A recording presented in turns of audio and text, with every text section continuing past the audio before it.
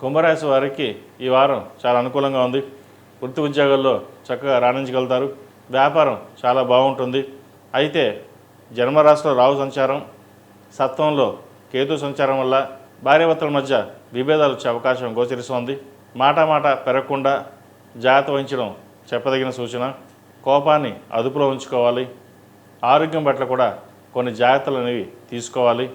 ఏ చిన్న విషయమైనా సరే ఎక్కువగా ఆలోచించడం, మదన పడడం తగ్గించుకోవాలి.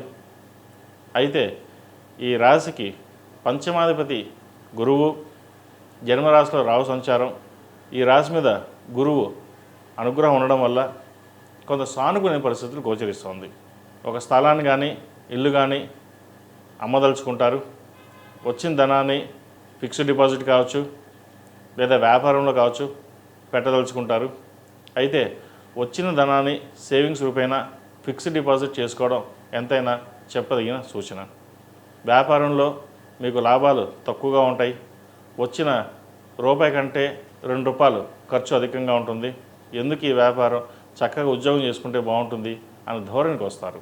మోకాలు నొప్పికి సంబంధించి, అరికాలకు సంబంధించి, బీపీ, షుగర్, థైరాయిడ్, ముఖ్యంగా కడుపు సంబంధించిన ఇబ్బందులు అనేవి ఏర్పడతాయి. వాటి విషయంలో జాగ్రత్త వహించాలి. ఈ రాశిలో జన్మించిన విద్యార్థులకు విద్యాపరమైన విషయ వ్యవహారాలు సానుకూలపడతాయి. విదేశాలకు వెళ్ళాలనుకునే వారికి చక్కగా ఉందని చెప్పచ్చు. అలాగే వైద్య వృత్తిలో ఉన్న వారికి, విదేశాలు వెళ్ళి చదువుకోవాలనుకున్న వారికి విదేశీ అవకాశాలు చక్కగా కలిసి వస్తాయి. అక్కడ ఉన్న విద్యార్థులకు వీసా విషయంలో ఇబ్బందులు అనేవి ఏర్పడతాయి. కొంతమంది వెనక్కి తిరిగి వచ్చే పరిస్థితి కూడా గోచరిస్తుంది. ఈ రాశిలో జన్మించిన స్త్రీలకు ఉద్యోగపరంగా, వ్యాపారపరంగా సానుకూల పరిస్థితులు గోచరిస్తోంది. జీవిత భాగస్వామితోటి విభేదాలు వచ్చే అవకాశాలు ఉన్నాయి. జాగ్రత్త వహించండి.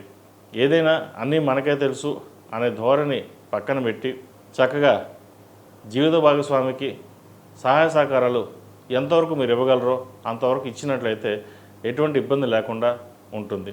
ఈ రాశిలో జన్మించిన వారికి కలిసి వచ్చే సంఖ్య 2, కలిసి వచ్చే రంగు నావీ బ్లూ. ఏదైనా పని మీద బయటకు వెళ్ళేటప్పుడు సోమవారం కానీ శనివారం కానీ వెళ్ళండి.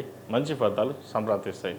ఈ రాశి వారు ప్రతిరోజు ప్రతినిత్యం ఓం నమః శివాయ ఒత్తుతో దీపారాధన చేయడం, అలాగే ఆరావళి కుంకుమతో అమ్మవారిని పూజించడం, లేదా కుబేర కుంకుమతో అమ్మవారిని పూజించినట్లయితే రావాల్సిన ధనం ఏదైనా ఆగిపోవడం కానీ, మనకి రావాల్సిన మొండి బకాయిలు కానీ ఏవైతే ఉన్నాయో కొంతవరకు వచ్చే అవకాశాలు గోచరిస్తోంది.